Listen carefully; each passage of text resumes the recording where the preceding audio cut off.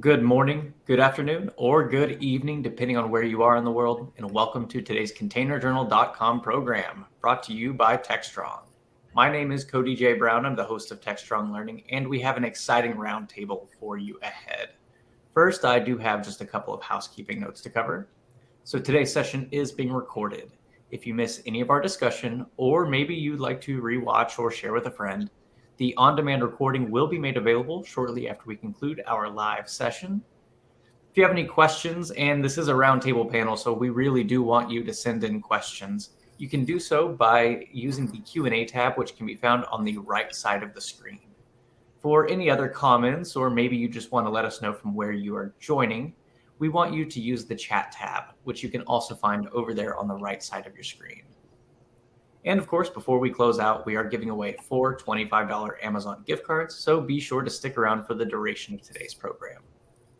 So the topic of our conversation today is app dev platforms for Kubernetes, and I'm joined by Taryn Martin, front-end developer at Fairwinds, Robert Brennan, vice president of product development at Fairwinds, and moderating our conversation today, we have Mike Vazar, chief content officer here at Techstrong Group.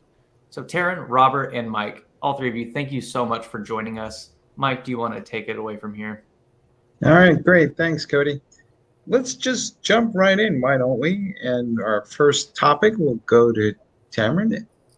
And I guess the question I would have is, we think, roughly speaking, there are 7 million Kubernetes developers, and that estimate may be generous. A fair number of those folks probably wrote a Hello World app and called themselves a Kubernetes developer and stuck it on their resume. So there's some of that behavior that goes on.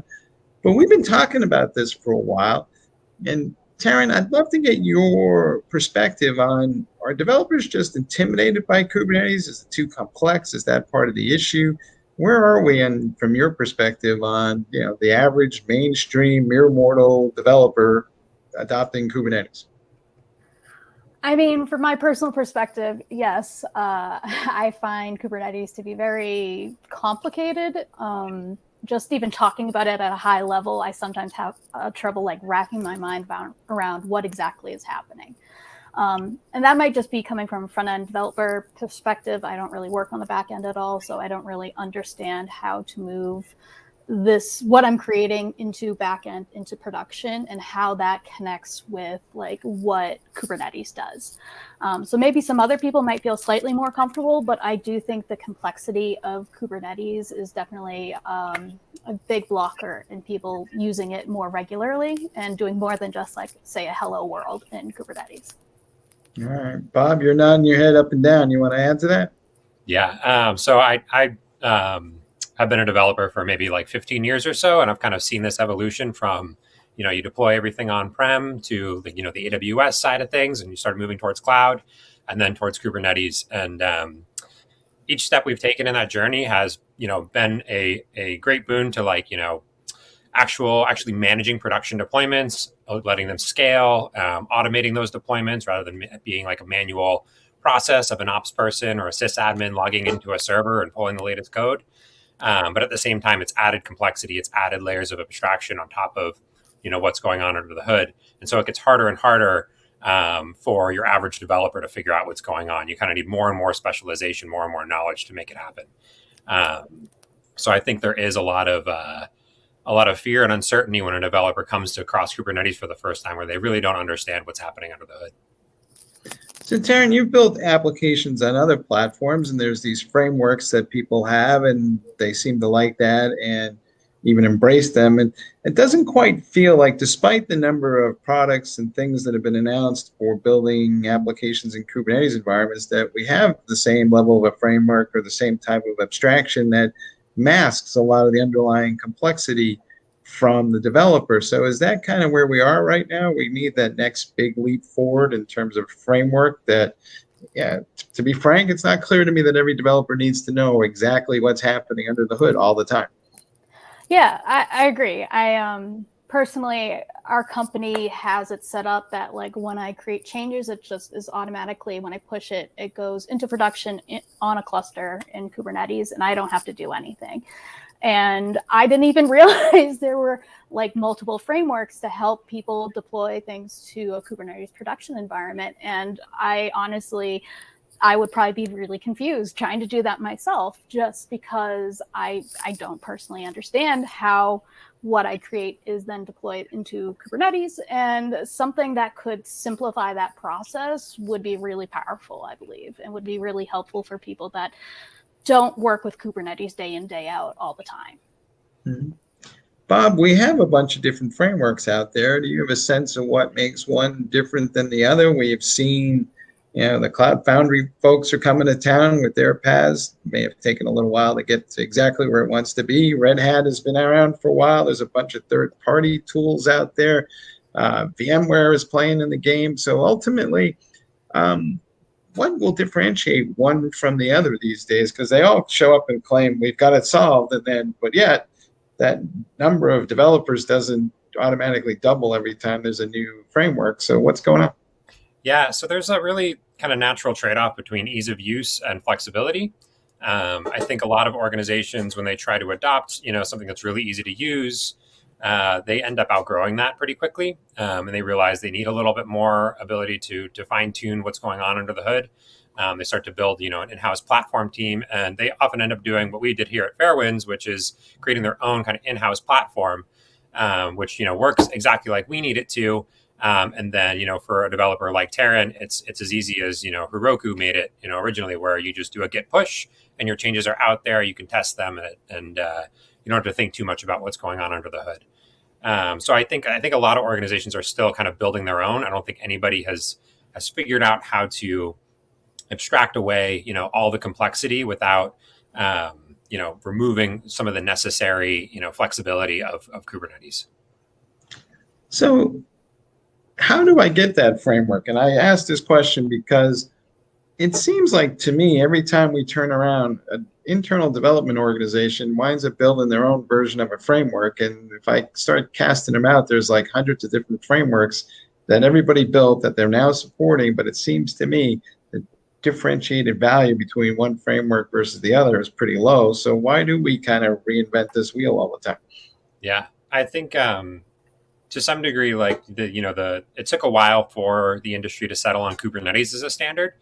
Kubernetes is obviously, kind of puts the trade-off all the way towards complexity and, not a lot of ease of use with Kubernetes.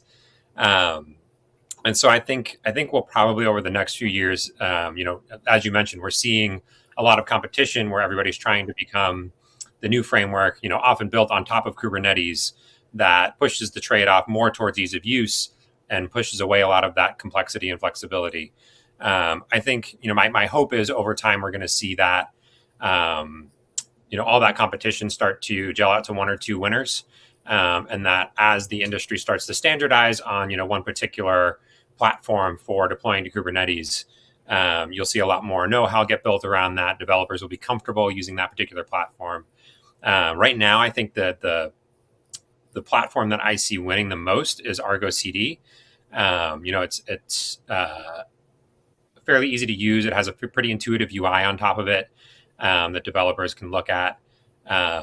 It's difficult to set up, but it's one of those things that, a platform or ops team can set up once, and then hopefully new development teams can plug into Argo CD without having to do too much work. That's the one that I see kind of folks standardizing on. Another one is Knative. I see, for folks who want more of like a serverless type of architecture. But none of them is the golden bullet. None of them are really, solving everything. Each one kind of has a different audience. They pick a different spot on that trade-off between complexity and flexibility.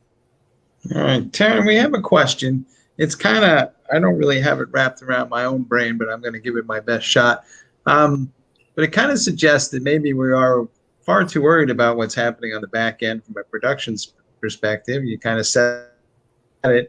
And the problem is that the local dev tools in most companies where you kind of run your apps together are not really all that sophisticated. So do we need to kind of, you're a front-end developer. Do we need to bring this whole front-end mindset to a set of tools and then kind of separate the back end a little bit? Or are we spending too much time trying to have the front and the back be so tightly integrated, but maybe we don't need that. I mean, honestly, I'm not sure. I know a lot of different people approach production and how to deploy to production in different ways. So I think it's providing services that can help people, whether they're doing a full stack deployment or if they're doing separate back and front end deployments.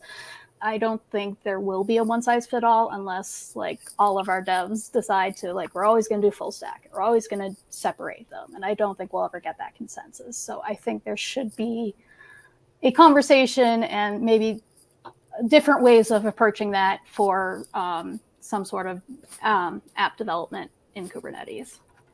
Yeah, I think you're totally right. There's I think there's like there's a gradient there that I think we take advantage of well at Fairwinds, where you get a very tight development loop if you're just working on a local front end and not dealing with Kubernetes and connecting to a specific back end or anything like that.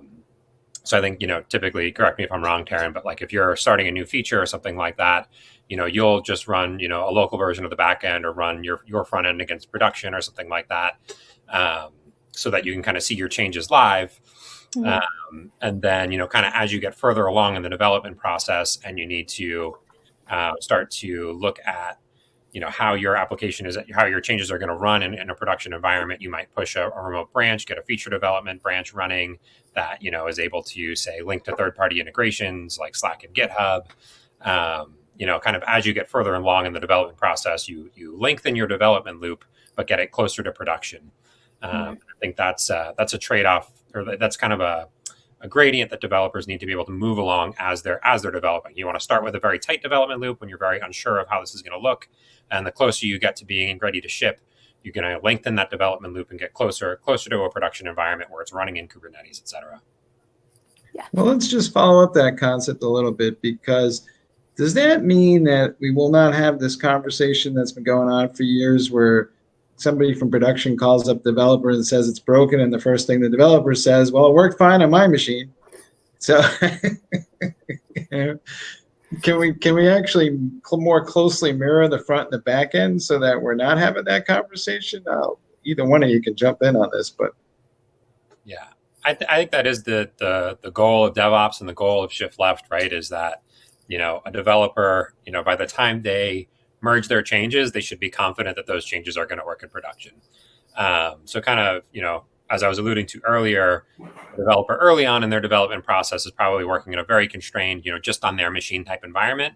But by the time that, it's getting reviewed by somebody else, those changes should be inside of a, Kubernetes environment that looks somewhat like production.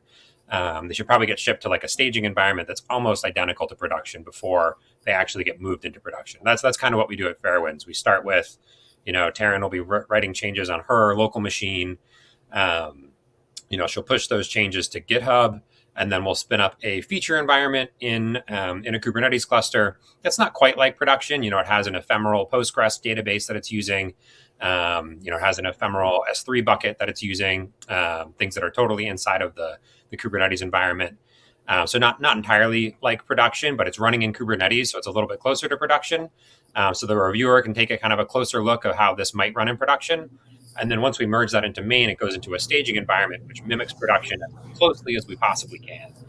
It's using a permanent Postgres database. It's using a permanent S3 bucket. So it's as close as we can get to production is our goal. So if it works in staging, the goal is it works in production. Maybe every now and then, maybe 2 or 3 times in the years that we've been in business, we found an issue that cropped up in production that didn't crop up in staging. A common one is like we have a different integration with Slack in production versus staging, and maybe we got those credentials wrong for production or something like that. But 99.9% of the time, if it works in staging, it works in prod. And I think that's the goal that every organization should strive for, is you have a staging environment that your developers can test their changes in before they actually push it into prod and potentially cause an issue there. Taryn, how much, we started talking about at the beginning whether people were intimidated. And I got to have a thought about what's the chicken and what's the egg here, because Is it because they're intimidated because of Kubernetes, or are they intimidated because we're trying to build these new microservices-based cloud-native applications? And that's not exactly easy. I mean, I know a lot of people started out building one of those, and then halfway through the project, they went back to monolithic. So how much of this is the nature of this new beast that we're trying to master, of which Kubernetes is only a piece of? I mean, personally, I think it's a little bit of both. I mean, I think Kubernetes is just, it's such a broad concept and like application and whatever you want to call it. It's just the broad product. But then when you get down to microservices, it's just how do you figure out how to get those to interact with each other, right? If you have multiple microservices in a Kubernetes cluster or however it works, like honestly, I don't understand it. But if you have multiple microservices, it just gets really complicated and you have to figure out how they interact with each other and all this other stuff. And for someone that doesn't have that background, that's just a lot of additional learning and understanding that someone might not have the time or energy to go into figuring out to work on their own. And then just Kubernetes as a whole, it's like, it's that depth, not breadth sort of thing. Like, I feel like Kubernetes is very broad, and to get that true understanding to really to deploy and to use it regularly requires a lot of knowledge that, like the microservices, it's just a lot of information and it's really hard to feel like you know everything to deploy and to work with it on a regular basis. All right. At this point, before everybody starts checking out, Bob, why would you want to do this then? It seems like we're making it harder for developers. So what's the upside for either them or the organization? Or what's the thing that keeps everybody coming back for more? It's kind of like me playing golf. It's like one hole maybe, but the rest of them were horrible. So maybe I'm not going to come back so often. Yes, I mean, I can speak from the perspective of a company that, adopted Kubernetes, 7, 8 years ago. And we've been very successful with it. And it is so nice to have just an automated deployment pipeline. When our developers push their code, they know exactly what's going to happen, how it's going to get deployed. Like, all we have to do is tag a repo and a new deployment of our application goes out. It goes through the whole testing process. It gets launched into production. There's not a lot of, it's a very repeatable process, which is very nice. We were able to, basically launch a new deployment with, one command. Which is super nice. We also have a very clear sense of like what's going into production. Like in the bad old days, you might have a sysadmin who has to log into a bunch of servers and pull down the latest code and manually release it. With Kubernetes, kind of everything is automated for you. Having that automated scaling as well has been super nice. Being able to scale our application up and down based on usage, based on any custom metrics, based on the size of a queue, things like that has been really nice. It saved us a lot of time and energy and headaches and potential outages. We've had very little downtime, throughout our lifetime, which is fantastic. Less than any other organization that I've had that hasn't been on Kubernetes. So super nice there. And I think the really nice thing about Kubernetes is that it's kind of an open standard for people to deploy against. So we're able to take advantage of a lot of open source and commercial tooling that is built around Kubernetes to make sure we're doing it securely, to make sure we're doing it efficiently, we're not overspending. There's just this whole ecosystem of tooling that's been built around Kubernetes that, you kind of started to see it get built around AWS or GCP, but those were such proprietary, kind of black box platforms that you never really saw the same level of ecosystem that you do around Kubernetes. I think that's probably the biggest plus to adopting Kubernetes is that it's a big open source ecosystem, and you kind of get to take advantage of everything the community has built in addition to what you might build on top of it. Does that mean that the tenor of the conversation is kind of flipped? I would argue initially Kubernetes was brought to the world and it was all the full stack developers, and they were pretty sophisticated people and pretty far down in their skills. And then they dragged the IT ops team into this conversation and said, we want you to support this thing. And then the IT ops guys kind of kicked their heels a little bit, but then they woke up one morning and figured out that, hey, things scale up and down a lot more easily, and I have a lot more control than I ever had before. So, has the whole conversation flipped now where it's the IT ops guys that are going back to the rest of the development community and saying, thou shalt write for Kubernetes because there's all these back-end benefits. Yeah. Yeah, I think you're right. I think there was an initial push from developers to adopt Kubernetes because they saw it gave them a lot more control over how their application behaves within the platform. They're able to say, I want this much CPU and memory. They're able to control their environment variables through configuration as code. They're able to control their whole deployment process, et cetera. So it gave developers, it empowered a lot of the most forward-thinking developers to really manage their own deployments. And I think once IT folks kind of saw the benefits there, they realized, Kubernetes gives me a lot more visibility into what's going on. It creates a standard process for all of our teams to use to deploy. And it allows me to kind of shift some of this work, all this work that ends up getting kept on development team or operations teams' plates or platforms teams' plates, like applications running out of memory or, crashing in production, whatever else. It allows them to kind of shift that work back onto the development teams that created those problems in the first place. So they can say, hey, this application's running out of memory. You, the development team, need to figure out, is this a memory leak or do you legitimately need more memory? And you need to change your memory settings instead of the operations team trying to figure out, okay, what did the development team change that caused this to start running out of memory? So it ends up saving the operations team a lot of work at the end of the day. All right. So, Taryn, we've heard this phrase shift left. Some of us kind of smile and call it shift back, but what do we know? Yeah. The question becomes, is this something development teams are okay with, or do they feel like more stuff is being tossed on their plates and they already got quite a bit to deal with as it is? So, how willing or accepting are developers of this newfound quote unquote responsibility? I mean, personally, from my viewpoint, is I'm not opposed to taking on more Kubernetes responsibilities, but I think this goes into having frameworks that help. So it's, if I have to go in and look at all these, like this information and like raw form or whatever it is, that's just a lot of extra work for me. But if I can log into a framework and it tells me, hey, you have this memory leak, or this is how much memory you're using, like that would be super helpful and would probably help me a lot more in doing it and take up a lot less time. Because I also want to focus on what I'm creating to be deployed and make sure it's the best experience for the user as possible. And if I'm taking time away from that to work on like debugging whatever's going wrong in my Kubernetes cluster, that's just more time that I feel might be wasted, because for me, my primary responsibility is creating a website to deploy, and it's not to make sure it's working in a Kubernetes cluster. So I definitely don't disagree with moving it a little bit left, but I think there should be services that are useful for devs to simplify that process. Yeah. Bob, do you agree with that? It sounds like basically we're just not providing enough context for people to shift back, left, whatever you want to call it. And that's maybe where we're falling down, is we just need to be able to kind of surface up this, that says, here are the 6 things you should think about in the next 30 minutes, and that's, and then go home. Yeah, it's a tricky problem. I think when teams do DevOps poorly, the ops team will just say, hey, you have a security problem. Or, hey, your memory settings are bad. They won't give any guidance on kind of like how to remediate. So I think having some kind of platform like Taryn talked about that says like, hey, here's a suggestion for how much memory you should be using based on what we've seen in production.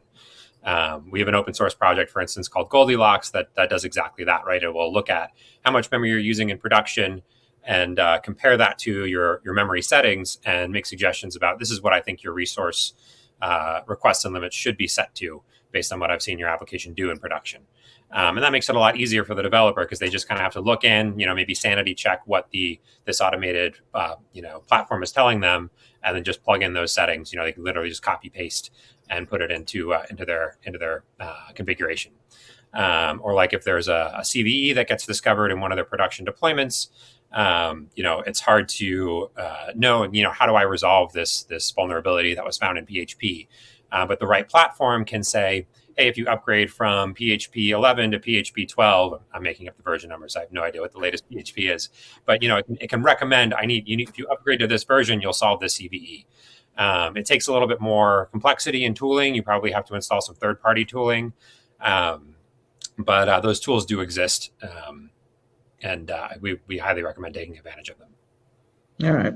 Taryn, how much control over that do you want, or do you just want the platforms to kind of automatically take care of that? I mean, it sounds like in a lot of ways, when I was a child, we used to go to the store to fix the television and take out all the test tubes and all this other stuff. And, you had to test each one. And, it was half a day to fix the television. And then solid state television came along and no one ever thought about it anymore. So do we need like solid state development platforms that just automatically make this adjustment, or is it too much to rely on the machine to tell you when to fix the memory for you because they might get it wrong? I mean, right now in my development cycle, I don't have to think about any of this stuff, like how we have our dev environment set up. Like I just do my code, I push it to prod. After some QA, it gets released and it's all set on my end. And I love it. I don't this is a conversation that I've never had to have before because it's all set for us. And so I think that's great. Like the less I have to think about, the more my brain can work on stuff I actually need to do.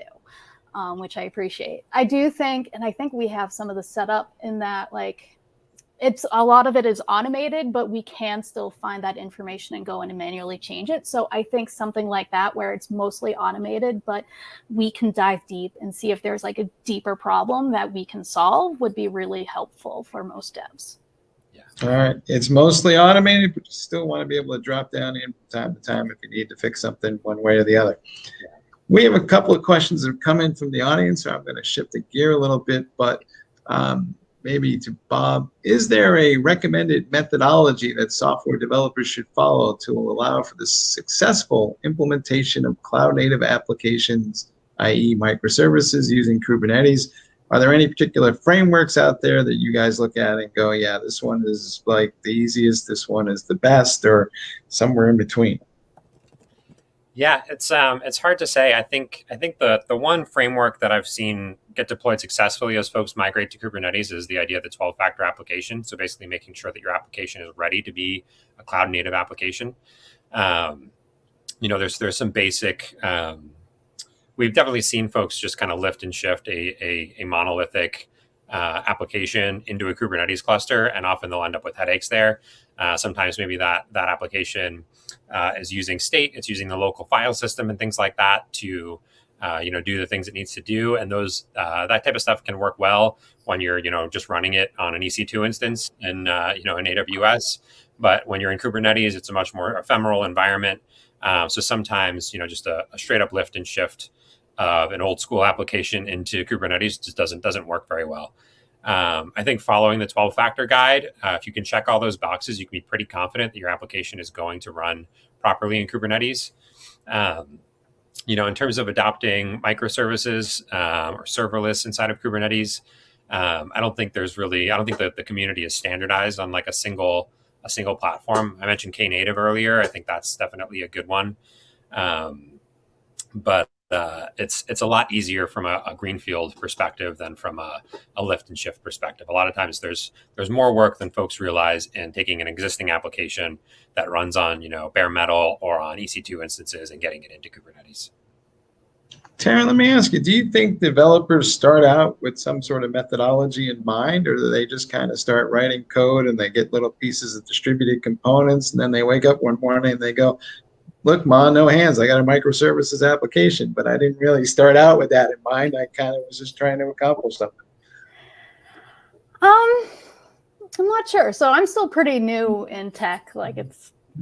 I've been working for a year and a half now. So I'm still very early on in my tech journey.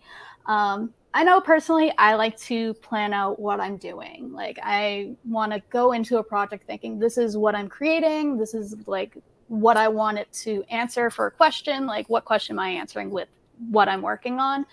And trying to figure it out from there. But I think it also depends on what you're doing, right? If I'm doing a personal little project to learn something, I don't really care how I'm going to deploy it, if I'm even going to deploy it. But if I'm going to something yes, this is a mobile app idea I have that I want to make available, I think personally, I would definitely go into planning as much of that as I can. How can I create this in such a way that I can deploy to a Kubernetes cluster so that it is usable and scalable for any users? And so like, I definitely think there should be like a recommended methodology of like, how do you approach something that's going to be released to the public? Because I think going into it with the idea of what you want to create helps you to better plan and deploy whatever it is you're creating. All right, so you're from the measure twice, cut once school of application development. Oh, 1,000%. I love making plans. That is my thing. All right, Bob, we have another question, and it goes back to when we were talking about the staging to production environments, and one of our attendees is saying, well, if it doesn't work as it's moving from staging and testing, does that have anything to do with Kubernetes, or just the fact that the testing process is broken and we don't really have a good testing process? So how does one put testing in place across this very distributed development cycle? Yeah, it's a great question. So really what you want is that staging environment, which is, your last step before you're going to prod, to be as close as possible to production. You want it to, use the same type of database, the same type of setup. Like we even like back up our staging database the exact same way we back up our production database. We try to get it as close as humanly possible. But you can never get it to be 100%, right? Like for instance, we have a mandate through security compliance that we cannot use customer data in a staging environment. So we can't like use a straight up copy of our production database in staging. We try to get staging running with like up-to-date data and have it look like prod as much as possible, but it's possible that some weird user input in production caused our production database to be just a little bit different. There's something extra, maybe there's an email with an extra dot in it somewhere in our production database that didn't happen to be in our staging database. And that causes a database migration to just throw up its hands and fail or something like that. So you can never really get it, 100% perfectly matched up staging and production. So you're always going to end up with some weird little, you're going to have occasional blips where something worked totally fine in staging, and then you get it to production and there's something different about production that doesn't quite match up. But ideally, the goal we strive for is for them to match up perfectly so that if it runs in staging, it's going to run in production. Hopefully. All right. Well, that comes to our next question then, because the minute there's an issue, the first thing people do is dive into their logging tools. So we have somebody wants to know, what is the best logging tools for Kubernetes? They have some experience with Datadog, but they're wondering, what's going on in the cloud native tooling world for logs. What are you guys using or thinking about?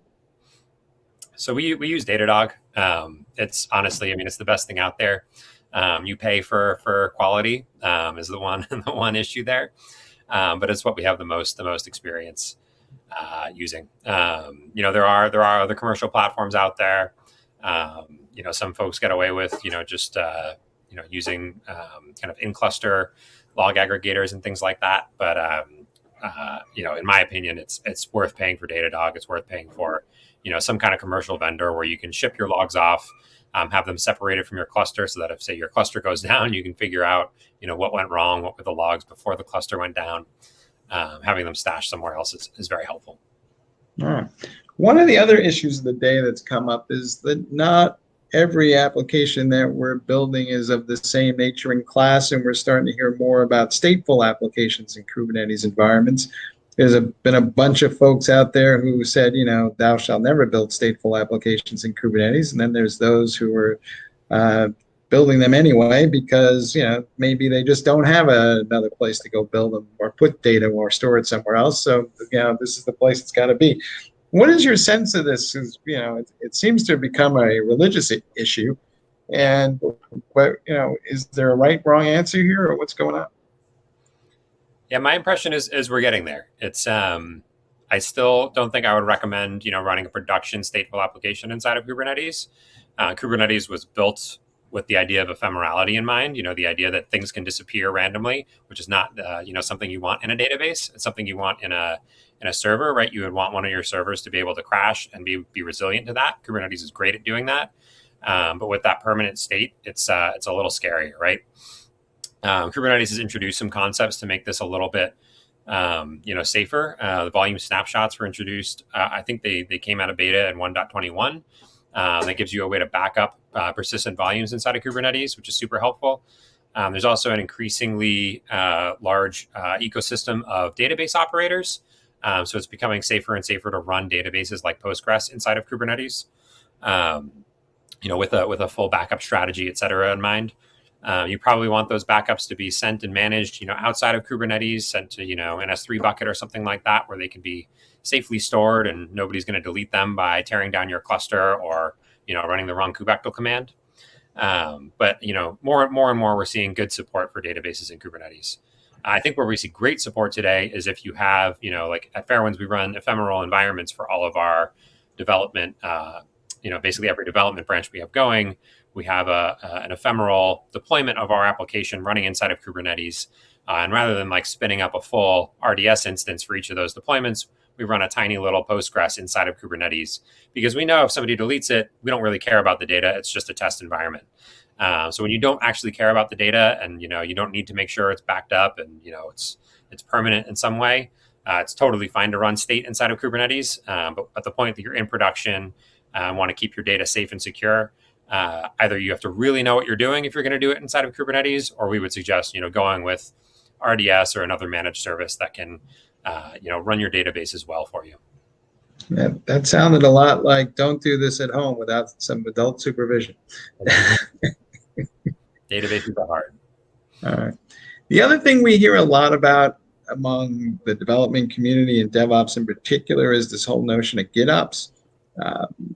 Is it your sense that as we move to adopt Kubernetes, that GitOps comes along for the ride as kind of the part of the whole process? And again, I'm going to ask you, are people aware of that as a thing, or is it just something they kind of wake up one morning and go, oh, somebody put a name on that? That's nice.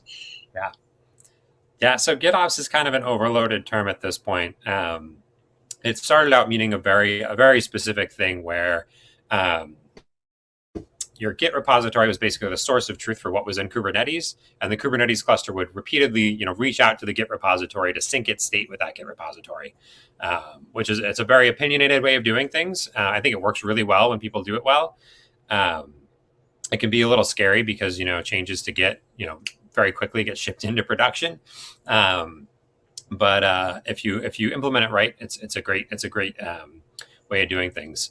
I think the term GitOps has expanded a little bit to mean kind of any practice around infrastructure as code, which I do think is a basic expectation of any kind of Kubernetes setup, or even any contemporary DevOps setup should be using infrastructure as code. In the old days, you might have a sysadmin who logs in and does things manually by running commands inside of production servers. I don't think that's a good way of doing things today, because it's not reproducible. It creates inconsistencies in your production environments. You really want the Git repository to be a source of truth. You want all your changes to be auditable. You want to know who made those changes. You want to know when they were made, when they were merged, etc.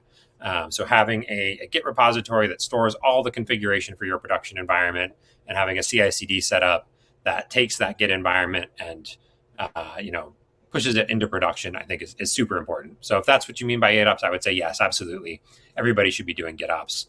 But that other model where a Kubernetes cluster is constantly reaching out to a Git repository and making sure they're perfectly in sync is a little bit different, and I think carries a little bit more opinion. All right.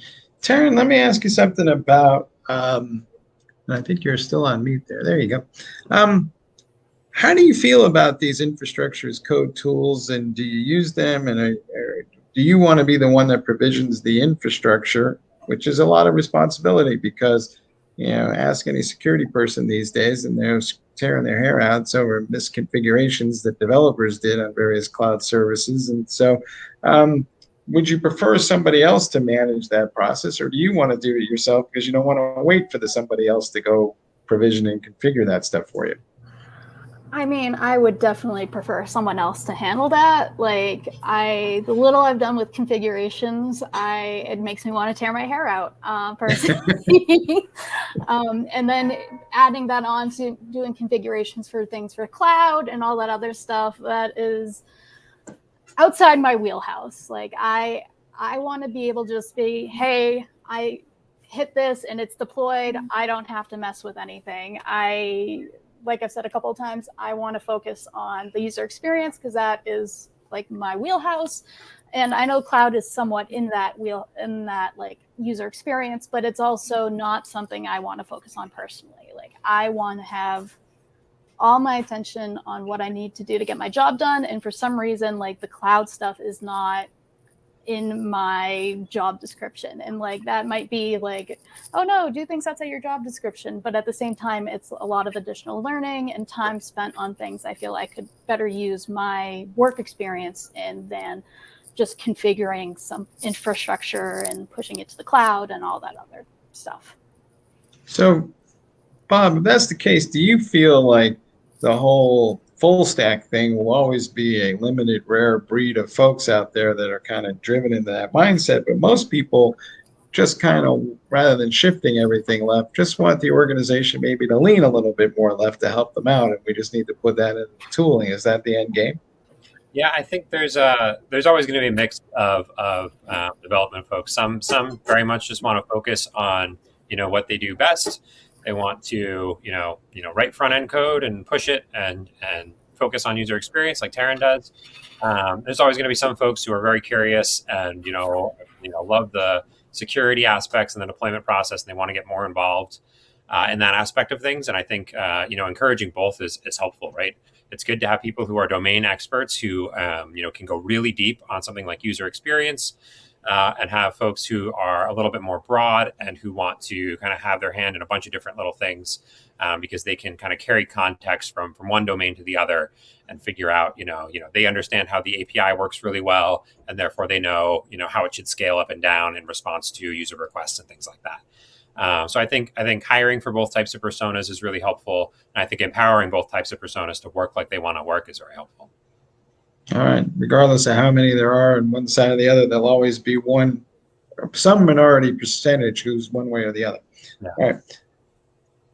You mentioned security, so let's get into it. There's no developer out there that is not getting beat up about application security these days. I mean, both sides of this argument have valid points to security. People are like, you guys keep, you're using the same code over and over again, and more vulnerabilities keep showing up, and they're the same damn ones every time.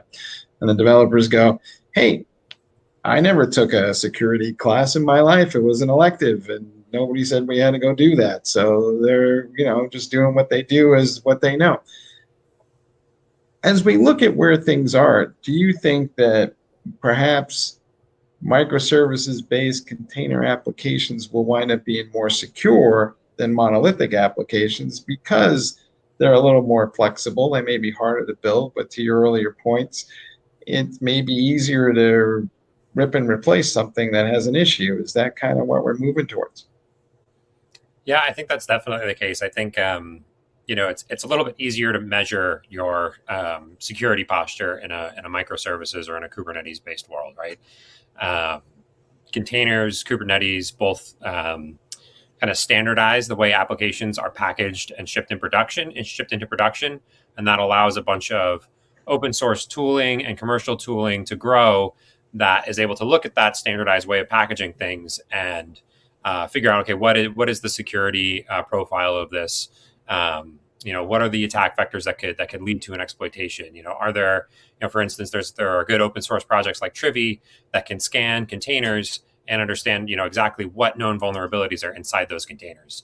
That's super helpful because we can understand, exactly what our risk profile looks like for everything we have running in production. And I do think, you mentioned earlier, the kind of back and forth between security teams and development teams. I do think it's on on security teams to understand that risk profile and have that bird's eye view. Like, okay, where is our biggest risk? Which teams have the worst vulnerabilities, et cetera. But I do think that it's up to, I think those security teams should be pushing back on the development teams to say update the libraries they're using and stuff like that. Tara, maybe you can talk a little bit about what it's like managing NPM dependencies and kind of what our process looks like there for updating those. Yeah, and Taryn, while you're at it, why don't we patch our applications more often? What's up? Seems like it's good housekeeping. It definitely is good housekeeping. And the way we handle it is we have Dependabot, and it automatically scans for any kind of changes in any dependencies we have. And so then we'll go in and update them. But sometimes we run into issues, like currently we're trying to switch our front end from Vue to React. And so to do that, there's some issues with libraries, and we're not like at the most up-to-date React library or version.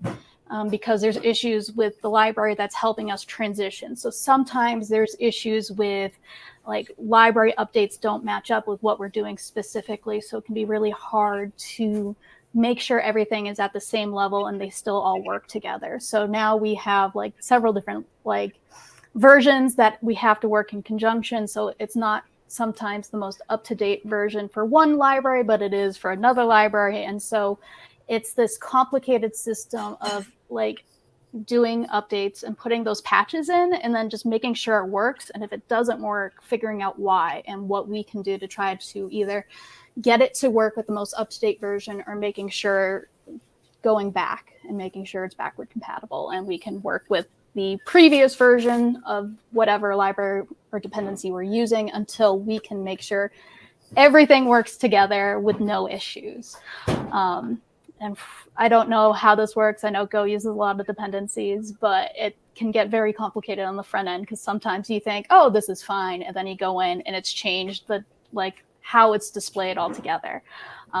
So pretty much every patch and version we update, it runs through our CI/CD pipeline and we make sure it works. And sometimes we even have to go in and change code to make sure it all works. So it's not that we don't want to update things. It's sometimes it's just very complicated making sure it all works together. All right.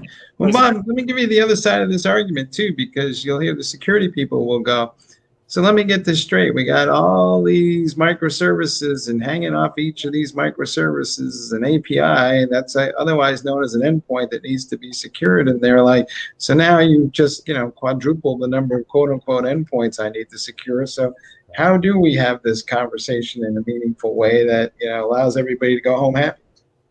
Yeah, I think at the end of the day, there's always trade-offs, right? Like the issue Taryn just pointed out where we have, maybe one dependency is out of date because it we're not able to update just yet because we would need to update a whole bunch of code in response to it. If there was a critical vulnerability in that old version, the security folks would probably say, hey, we need to prioritize this because it's a serious security vulnerability. And then, at that point, we would jump on it and we would write all the code that needs to be written. And we probably have to pause feature development for a few weeks while we figured it out. So it's a matter of having that conversation between development and security, where security understands the risk profile and understands the cost of taking developers off of feature work to fix the security issue. Right now, for instance, with this library, it's just behind a couple versions. There's no security vulnerability that's in there. If a new vulnerability were to get announced and our security team came to us and said, hey, we have to get this patched, we would probably shift gears and start working on nothing but updating the code so we could update this package. So it's really about a conversation between dev and security and even product to understand, okay, what are the trade-offs? How much do we need to pause development work to work on the security issues based on the risk profile? All right. Bob, you're pretty close to Kubernetes. As you look at the roadmap and things that are coming down the pike, what do you think developers might be most excited about, or things that you look at and go, yeah, that's going to be great? What is that thing? Yeah, I think one of the things that I'm excited about is we talked a little bit earlier about stateful workloads getting more and more support. I think there's a lot of great stuff happening with volume snapshots and with database operators that developers should be excited about.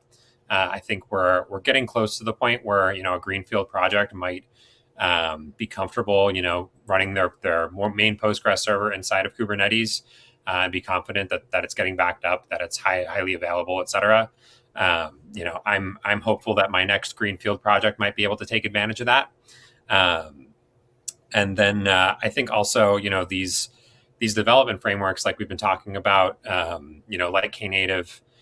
For instance, starting to build some abstractions on top of Kubernetes that will, create an easier developer experience, especially if you're interested in microservices or serverless. I think there's some great things happening in that space. Yeah. Let me ask you this, though. Some of the folks that we know are clearly down the path pretty far along, and I talk to them, and they may have 20, 30 different Kubernetes clusters, but the strange thing is that each of those Kubernetes clusters is running on a different version, and the reason that they're running on a different version is they're terrified to upgrade it because they might break all the applications. Yeah. So are we going to get to a point where part of the promise of Kubernetes was some level of consistency, but this isn't quite what we had in mind, I don't think. So how are we going to get to this point where we can do something that feels like an ongoing rolling upgrade without breaking anything? Yeah, it's hard. There's definitely, there's breaking changes with every new minor version of Kubernetes, sometimes major breaking changes that require significant code changes or configuration changes from your teams. I think the most important thing is getting some kind of centralized platform, some kind of centralized dashboard into all the Kubernetes clusters inside your organization. A lot of the early adopters in particular, especially with big enterprises, we've seen, they just allowed every development team to spin up their own Kubernetes clusters inside of AWS or GCP, and they don't have any centralized view that tells us, okay, we've got 30 clusters running 1.21 and 28 clusters running 1.22. They're just like asking these teams to self-report and, trying to cobble together reports using command line tools and things like that. So having some kind of, centralized view into the state of things is the first step. And then, once you've got that in place, figuring out how you're going to, enforce some policy saying everybody has to be on at least 1.21. If you're not on 1.21, you have to prioritize, getting up to that. I think that's super important. All right. We're going to play Magic Wand now. Taryn, you are been appointed the complete and total royal authority of all things Kubernetes. And with the wave of your wand, you can have any one thing you would like to see. What would that be? What would kind of like make you, do a little happy dance and say, all right, this has finally been made easy enough for me, the average soul? I mean, definitely ease of use. Right now, it's really hard to understand Kubernetes and how to deploy and how to make sure it all works together. And you need special syntax to use it. And so I think it needs to be like Heroku, where I just do a git push and it's all done. It's just, I do very minimal anything to get to work. And that would 100% be what I would want, because I am not opposed to using Kubernetes, but I definitely think the entry point is pretty high for a developer. There's just a lot of extra stuff you need to learn to do. And so making it easier for a developer to just go and be like, I'm going to deploy a cluster would be fantastic. All right. Bob, are we ever going to get to that point? I mean, there's a whole raft of people out there who are SREs and specialists, and their whole job is to cater to the Terrans of the world. And, I guess we created these people for a reason. So, is that kind of just the status quo where it's going to be, where it's always going to wind up having to be some sort of platform specialist? It's just about maybe driving a little more self-service out to the folks like Taryn and kind of getting out of their way as much as possible. Yeah, I think you're exactly right. I think we're always going to need those platform teams to figure out all the magic that's going on under the hood when someone like Taryn does a push to deploy. I think some of the frameworks that are coming out now are helping platform teams set that up. But there's so much security and compliance that goes on under the hood that platform and security teams need to be kind of aware of what's happening there. That I don't think you'll ever see, the SREs get, fully abstracted away. I think they're always going to need to be there, helping to set up that magical experience for the end developer. All right. We have a last minute question that just came in asking us to cover backup for etcd. Is this something you guys are familiar with? Bob, does this question mean anything to you, or is that kind of a separate conversation? So I think the idea here, so etcd is the kind of database that Kubernetes uses to understand, what its state should be. Typically, what we encourage organizations to do is to have totally ephemeral clusters. So for instance, at Fairwinds, if our production cluster just disappeared overnight, within about 30 minutes or so, really just clicking a button inside of our CI/CD environment, we could stand that cluster back up immediately and have it look exactly like our existing production cluster did. So we wouldn't need any backup of etcd because all of our configuration is done through infrastructure as code. Sometimes that's not a perfect not every organization has a perfect infrastructure as code approach, and it can't be it's kind of an ideal that they strive for, but they're not quite there yet. In that case, it might make sense to back up etcd and be able to replay that backup in a separate cluster. I don't know any specific tools that do that. I think maybe Valero does. But what my main suggestion would be to, as a long-term strategy, work towards not needing to back up etcd, work towards having a perfectly replayable infrastructure as code environment. All right. We also have another last minute question. This one's kind of a little more ephemeral, but it's kind of, hey, ultimately would you say the relationship with Kubernetes is one that is either low or high maintenance?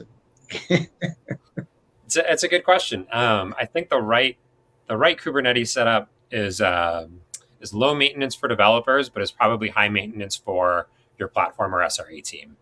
The developers, should have a pipeline that just works. They can change their memory and CPU settings. They can change their environment variables, and they just commit their changes and it just works.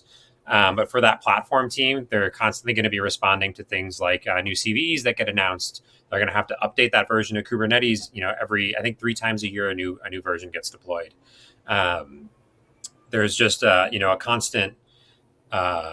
There's a baseline of maintenance that goes into maintaining a Kubernetes environment that's healthy and secure and efficient.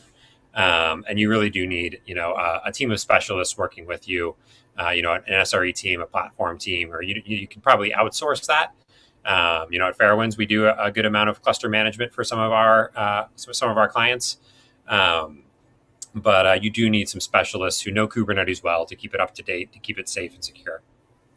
All right. All great relationships require some work, right? Yeah. Taryn, Yeah. Question to you. What do you know now that you kind of wish you knew 6 months ago or even a year ago about this whole thing? And, what's your best advice to folks? I mean, is this like a general question or is this like Kubernetes? About anything Kubernetes related? I think right now I just have a better understanding, like a high level understanding what Kubernetes does and how it works and like what problems it solves.